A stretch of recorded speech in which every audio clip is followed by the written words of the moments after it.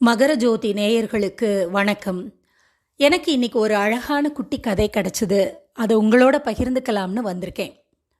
ஒரு பெண்மணி அவங்க கிட்ட அவங்களுடைய வாழ்நாள் உழைப்பினால் அவங்க சேமித்து வச்ச கொஞ்சம் பணம் இருந்தது. அதை எடுத்துக்கிட்டு காசி ராமேஸ்வரம்னு எல்லாரும் போகிற போல அவங்களும் ஒரு பயணம் கிளம்பினாங்க. ஒரு நாள் நம்ம திரிவேணி சங்கமம்னு சொல்லுவோமே, பிரயாக்ராஜ், இப்போ அந்த இடத்துல போய் 3 நதிகளும் ஓடுகிற அந்த ஒரு குறிப்பிட்ட இடத்துல முழுகி எழுந்தா நம்முடைய பாவங்களெல்லாம் தொலைந்து போயிடும் அப்படின்னு சொல்கிறாங்களே, அந்த இடத்துக்கு போய் மூழ்கி எழுந்தாங்க.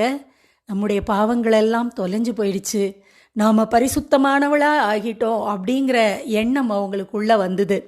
அப்போது ஒரு கேள்வியும் அவங்களுக்கு கிடச்சிது.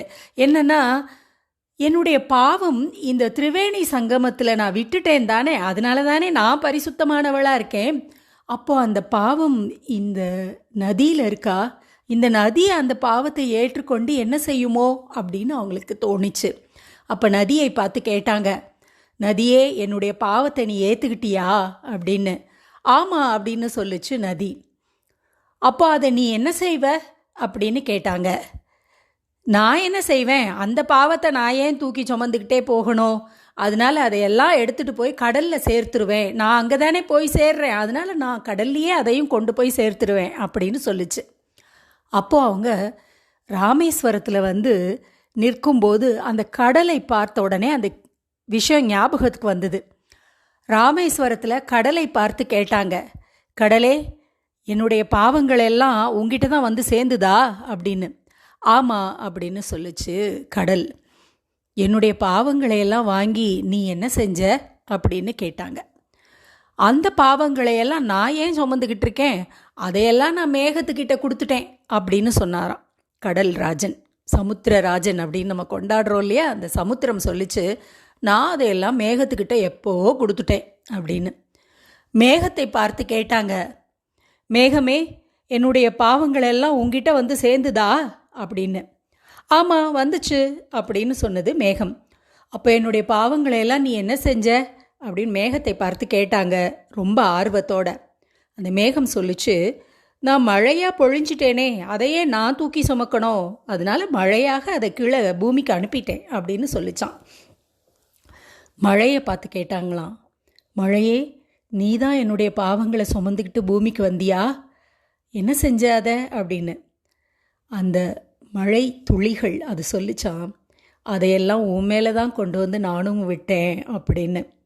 பாருங்க, இவங்க தன்னுடைய பாவத்தை தொலைக்க திரிவேணி சங்கமத்தில் நதியிலே மூழ்கினாங்க. நதி அதை கடலில் சேர்த்தது, கடல் அதை மேகத்துக்கிட்ட கொடுத்தது, மேகம் மழையாக கொடுத்தது, மழை துளிகள் மறுபடியும் இவங்க மேலேயே கொண்டு போட்டுருச்சான். அதாவது நாம் செய்கிற பாவ புண்ணியங்கள் இருக்குது, அதனுடைய விளைவுகள் நீங்கள் என்ன செய்தாலும் அது நாம் தான் அனுபவித்து தீரணும். அதற்கான விளைவுகள் நமக்கு மட்டும்தான், எங்கேயும் கொண்டு போய் பாவத்தை கழுவ முடியாது. அதனால தான் பாவம் செய்யக்கூடாது அப்படின்னு தர்மசாஸ்திரங்கள் சொல்லுது. நீங்கள் செய்கிற நல்வினை பயன் நல்லபடியாக உங்களை சேரும், தீவினை பயனும் நம்மளே தான் சேரும். அது எங்கேயும் போகாது, எங்கே கொண்டு போய் தொலைச்சாலும் அது திரும்ப நம்மக்கிட்டேயே பூமராங்க நிற்கும். அதனால் நல்லதையே செய்யணும், நல்லதையே நினைக்கணும் அப்படின்னு நம்ம முன்னோர்கள் கற்றுக் கொடுத்துருக்காங்க. இந்த பாதை தான் நமக்கான பாதை அப்படின்னு அந்த பெண்மணி புரிஞ்சுக்கிட்டாங்களாம். இந்த குட்டி கதையை பற்றி நீங்களும் சிந்தித்து கொண்டிருங்கள். மீண்டும் நல்ல கதையோடு உங்களை சந்திக்கிறேன். நன்றி.